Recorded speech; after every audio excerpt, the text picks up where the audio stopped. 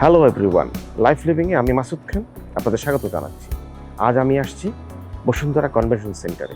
Bashundhara convention সেন্টারে 3 দিন ব্যাপী যে জুয়েলারি ফেয়ার হচ্ছে, সেই ফেয়ারে আমি আপনাদের কভার করছি এবং আপনাদের পুরো যে জুয়েলারি শিল্প যে পৃথিবীর আদিম পেশা এবং আদিম শিল্প এবং জুয়েলারি নিয়ে টোটালটা আপনাদের দেখাবো। চলুন দেখে আসি।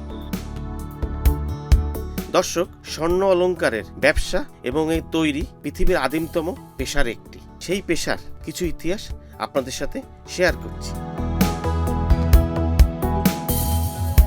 একটি তামার পিণ্ড, সেই তামার পিণ্ডকে প্রথমে ঠান্ডা অবস্থায় হাতুড়ি দিয়ে পিটিয়ে পাতে পরিণত করা হয়, এরপর পাটালি দিয়ে সোজা করা হয়, সর্বশেষ দেওয়া হয় পুঁথির আকার। আর এটাই হচ্ছে ভারতীয় উপমহাদেশের এ পর্যন্ত পাওয়া প্রাচীন অলংকার। সম্ভবত এটি ব্যবহার হতো মাদুলি হিসাবে। খ্রিস্টপূর্ব 6500 বছর আগে তো হবেই। পাওয়া গেছে পাকিস্তানের মেহেরগড়ে প্রাক মৃৎশিল্পের স্তর থেকে।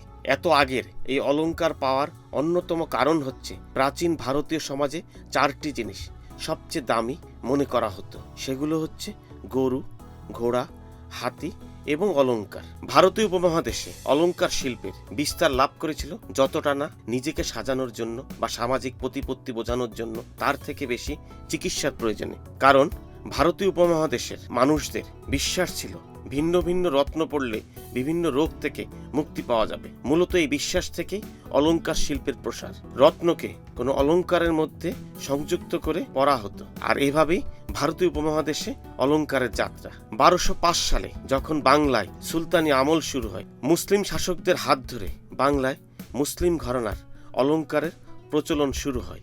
তৎকালীন সাহিত্যে এখানে সোনা এবং রূপার অলংকারের ব্যবহারের তথ্য পাওয়া যায়। উপমহাদেশে ধীরে ধীরে অলংকারের পরিবর্তন আসতে শুরু করে। অলংকার বলতে এখন শুধু স্বর্ণ আর দামি রত্ন দিয়ে তৈরি কোনো গহনাকে বোঝায় না। বাঙালি নারীরা এখন ইমিটেশনের অলংকার থেকে শুরু করে প্লাস্টিক, মাটির অলংকার ব্যবহার করে থাকেন। ভারী ভারী অলংকার পাওয়াটা এখন কোনো স্মার্টনেস খুঁজে পান না আধুনিকারা।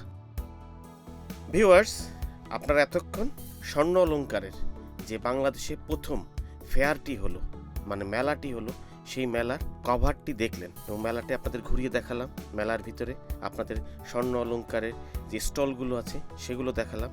তার সাথে এই স্বর্ণ অলংকার সম্পর্কিত যে ইতিহাস আছে তাও আপনাদের সাথে শেয়ার করলাম। আপনারা আমাদের সাথে থাকুন, লাইফ লিভিংয়ের সাথে থাকুন।